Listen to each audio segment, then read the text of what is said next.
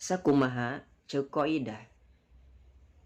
Illa idza kana bikil matiu fala tudghim ka dunya summa sin wanintala angin lamun nun pae tengah kalimah cara dunya sinwa nun taid gom ulah.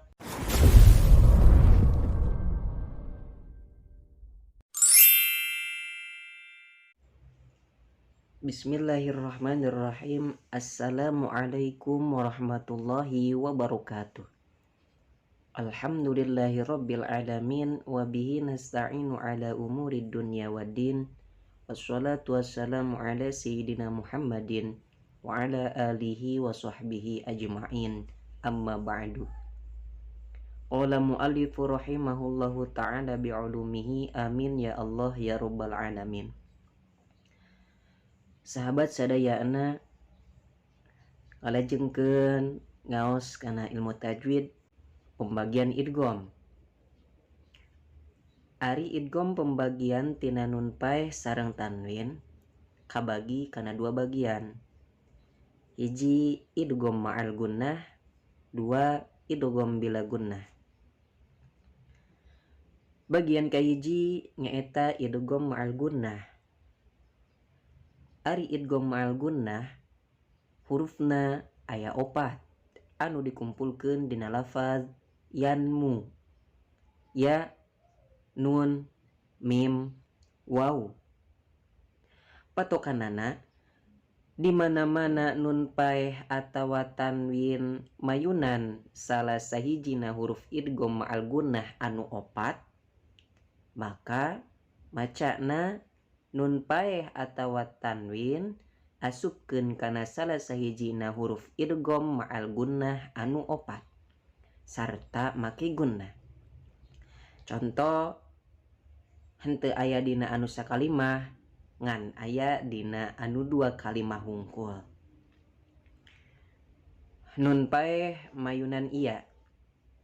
Mayyaqulu tanwin wa barqi yaj'alun. Nun paeh mayunan nun. Man nasya tanwin yauma idzin na'imah. Nun paeh mayunan mim. Mim mam mana'a masalam ma. Nun paeh mayunan waw. Miwalin qisyawatu walahum. Sakumaha ceuk qaidah. Lakinnaha kismani kismun yudgoma fihi bi gunnatin fiyan mu'ulima.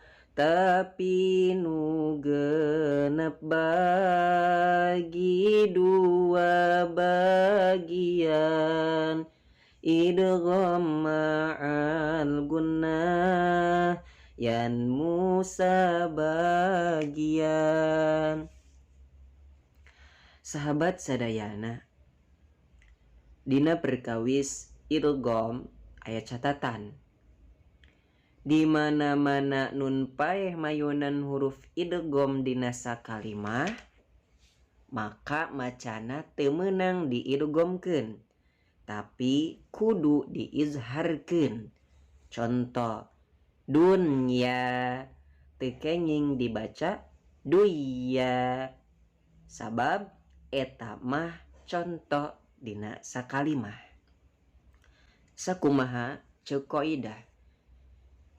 Illa idza kana bikil matiu fala tudghim ka dunya summa sin wanintala angin lamun nun pae tengah kalimah cara dunya sinwa nun taid gom ula.